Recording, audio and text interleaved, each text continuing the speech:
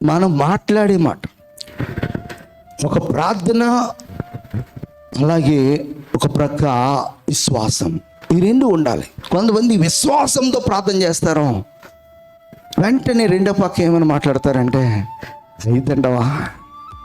వెంటనే ప్రార్థన అవ్వగానే నోట్ల నుంచి ఏమొస్తుంది అన్నమాట, అవిశ్వాసపు మాట. చరీతండవా అని వీళ్ళ ప్రార్థన మీద వీళ్ళకి ఏం లేదనమాట, ఏం లేదు, నమ్మకం లేదు. నువ్వు చేసినటువంటి ప్రార్థన దేవుడు విన్నాడు అనే ఒక నమ్మకం నీకుంటే, దేవుడు ఏమంటున్నాడు, నమ్మిన ప్రతి వానికి అనుగ్రహింపబడతా అంటాడు.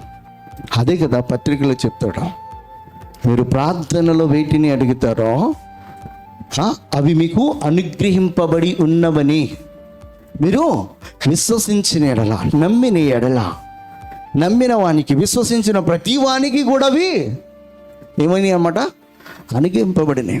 హల్లెలూయా.